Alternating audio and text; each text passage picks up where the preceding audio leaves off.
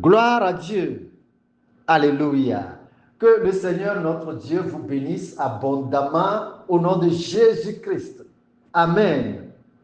Les actes et paroles d'humilité et de simplicité. Alléluia. La parole du Seigneur dit que vous les connaîtrez à leurs fruits. Dans Matthieu chapitre 7, verset 20. Et vous savez, l'humilité de cœur produit la simplicité de vie en général. Et cette simplicité de vie se traduit par le calme. Elle se traduit par la patience et le désintéressement. Et c'est en ce temps-là que le désir pour le faire voir est complètement banni de toute notre vie.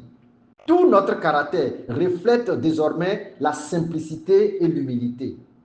Tout notre comportement reflète la simplicité. Toutes nos réactions reflètent notre simplicité. Et ce n'est pas fini. Nos désirs et nos ambitions, notre conduite, tout ça là reflète notre simplicité de vie et notre humilité. C'est la vie chrétienne agréable au Seigneur comme ça. Et c'est une des voies vers la perfection. Romains chapitre 12. Vous tournez et nous lisons le verset 16. Romains chapitre 12, le verset 16. Ayez les mêmes sentiments les uns envers les autres. N'aspirez pas à ce qui est élevé, mais laissez-vous attirer par ce qui est humble. Ne soyez point sages à vos propres yeux. Alléluia. Voyez-vous? Voyez-vous, n'est-ce pas? Tous les chrétiens sont conviés à aspirer aux choses les plus humbles et non aux choses élevées, c'est-à-dire aux choses d'intention orgueilleuse. Paul dit, laissez-vous attirer par ce qui est humble et non vers la fanfaronnade, mais être plutôt simple comme la colombe. La simplicité, c'est un point très fort de la vie chrétienne. Savez-vous ce que Jésus-Christ témoigne de Jean-Baptiste sur sa grandeur incomparable et le secret de sa grandeur aux yeux de Dieu? Nous allons vous le montrer comme un droit pour vous et comme un devoir pour nous. Matthieu chapitre 11 et le verset 11, la première partie. Matthieu chapitre 11, verset 11. Je vous le dis en vérité, parmi ceux qui sont nés de femmes, il n'en est point paru de plus grand que Jean-Baptiste. Gloire à Dieu. Alléluia. Quand Jésus parle de tous ceux qui sont nés de femmes, il fait donc recours à Ève, la mère de la procréation humaine. Tous ceux qui sont nés de femmes, sans aucune exception, jusqu'à aujourd'hui, Jésus dit, il n'en est point paru de plus grand que Jean-Baptiste. Qu'est-ce qui amène Jésus le Seigneur à cette affirmation? Nous allons voir les preuves. Et ces preuves sont l'humilité et la simplicité de Jean-Baptiste, quoique étant un grand homme de Dieu. Marc chapitre 1 et le verset 7. Marc chapitre 1, verset 7. Il prêchait disant, il vient après moi celui qui est puissant que moi. Et je ne suis pas digne de délier en me baissant la courroie de ses souliers. Alléluia. Ouais, autant de ce message-là, de ce message de Jean-Baptiste, il avait déjà la popularité. Toute la Judée et ses environs, tous les pays des environs du Jourdain, tous les habitants de Jérusalem se rendaient en foule auprès de Jean-Baptiste pour le baptême d'eau, c'est-à-dire pour le baptême de la repentance. Donc, personne né de femme n'a jamais eu tant de personnes à sa suite. Donc, socialement parlant, Jean-Baptiste était un grand homme. Et qu'est-ce qui fait sa grandeur louable au ciel? Son humilité et sa simplicité. Jean chapitre 3, à partir du verset 26. À partir du verset 26 jusqu'au verset 30. Jean chapitre 3, verset 26. Il vint trouver Jean et lui dit, Rabbi, celui qui était avec toi au-delà du Jourdain et à qui tu as rendu témoignage, voici, il baptise et tous vont à lui. Jean répondit, un homme ne peut recevoir que ce qui lui a été donné du ciel. Vous-même m'êtes témoin que j'ai dit, je ne suis pas le Christ, mais j'ai été envoyé devant lui. Verset 30. Verset 30. Il faut qu'il croisse et que je diminue. Praise the Lord. Quelle humilité de cœur. Avez-vous une fois vu ça? Quel désintéressement. Quelle est cette simplicité de vie? Lorsque les gens de Radio Trottoir rapportaient à Jean-Baptiste le risque pour lui de perdre sa popularité, parce que tous abandonnaient Jean-Baptiste pour se tourner à Jésus-Christ. Et même certains de ses disciples l'avaient abandonné, n'est-ce pas, pour Jésus-Christ. Vous savez, en vérité, c'est révoltant, normalement. C'est naturellement révoltant.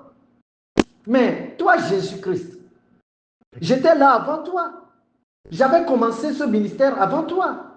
Et toi, tu viens détourner les fidèles de mon ministère pour ton ministère? Ah non, je ne vais pas te le permettre. Je suis d'ailleurs même celui qui t'avait baptisé dans l'eau, toi aussi. Alléluia. Mais Jean-Baptiste va plutôt prouver sa maturité de grand homme de Dieu. Il dit, je vous dis toujours que cet homme est plus grand que moi et que même si je m'abaissais n'importe comment là, je ne suis toujours pas digne de détacher les cordes de ses souliers. Puis il dit en plus, il faut que lui croisse et que moi, je diminue. Praise the Lord. Wonderful. En vérité, voilà la raison pour laquelle le Seigneur Jésus dit que tous ceux qui sont nés de femmes, personne n'a paru aussi grand que Jean-Baptiste. Alors, pour paraître grand dans le royaume des cieux, il faut être très petit, c'est-à-dire très humble de cœur et très simple de vie. C'était la même procédure que le Seigneur Jésus-Christ lui-même avait passé, n'est-ce pas, avait aussi passé par. Éphésiens chapitre 4, versets 9 et 10. Éphésiens chapitre 4, verset 9. Or, que signifie il est monté? Sinon, qu'il est aussi descendu dans les régions inférieures de la terre. Celui qui est descendu, c'est le même qui est monté au-dessus de tous les cieux, afin de remplir toutes choses. Amen. Cela veut dire que ce n'est pas la descente plus bas que l'on accède à la grandeur plus élevée. Donc, avant que Jésus ne monte à la gloire, il avait accepté d'être descendu en plus bas, descendu plus bas, méprisé, il a accepté, maltraité, il a accepté, dépouillé, déshabillé, frappé, il a accepté, craché dessus, une mort honteuse et un enterrement ridicule. Voyez-vous tout ça? Mais après cela, c'est la montée plus haute, la gloire, la puissance, l'honneur, le trône, le règne au siècle des siècles. Alléluia. Voilà ce à quoi nous sommes appelés afin d'hériter la bonne et permanente grandeur. Qu'est-ce que Jésus-Christ nous enseigne comme humilité et simplicité pratique, qui est un secret pour la grandeur et la gloire? Luc chapitre 14 et les versets 7, verset 8, verset 9 et le verset 10. Luc chapitre 14, verset 7. Il adressa ensuite une parabole aux conviés en voyant qu'ils choisissaient les premières places. Et il leur dit, lorsque tu seras invité par quelqu'un à des noces, ne te mets pas à la première place de peur qu'il n'y ait parmi les invités une personne plus considérable que toi. Et que celui qui vous a invité l'un et l'autre ne vienne te dire, cède la place à cette personne-là. Tu auras alors la honte d'aller occuper la dernière place. Mais lorsque tu seras invité, va te mettre à la dernière place, afin que quand celui qui t'a invité viendra, il te dise, mon ami, monte plus haut. Alors, cela te fera honneur devant tous ceux qui seront à table avec toi. Gloire à Dieu. Alléluia. Ce que nous vous enseignons là est une leçon ou un conseil purement et simplement chrétien. Cela nous propulse très haut dans le royaume des cieux. Regardez le verset 11. Verset 11. Car quiconque s'élève sera abaissé, Et quiconque s'abaisse sera élevé. Alléluia. Dieu peut nous élever grand lui-même, directement. Et c'est possible que nous nous élevions nous-mêmes en grandeur devant lui par notre humilité de cœur et par notre simplicité de vie.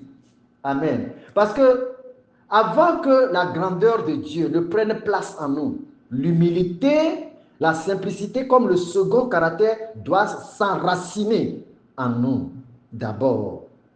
Alléluia. Proverbe chapitre 15. Et nous allons finir. Proverbe chapitre 15, le 33e verset. Proverbe chapitre 15, verset 33. La crainte de l'Éternel enseigne la sagesse et l'humilité précède la gloire. Praise the Lord. L'humilité précède la gloire. Avant la gloire, c'est l'humilité d'abord. Voilà tout le secret pour être grand et apprécié de Dieu. Avant l'élévation, l'humilité doit être apparente. Elle doit devenir ou bien faire partie de notre nouvelle nature en Jésus-Christ. Et vous ne devez pas oublier que si quelqu'un est en Christ, il devient une nouvelle créature. Alors c'est bien de demander à Dieu, dans nos prières, de nous donner le cœur humble, comme celui d'un nouveau-né. Et Dieu le fera pour nous au nom de Jésus-Christ. Amen. Gloire à Dieu. Ce petit message est attendu par d'autres personnes que vous connaissez et faisant partie de votre répertoire téléphonique. N'hésitez pas à le leur envoyer pour la gloire de Dieu. Ici, mon nom est Séraphin Kofi Zozo. Restez bénis. Amen.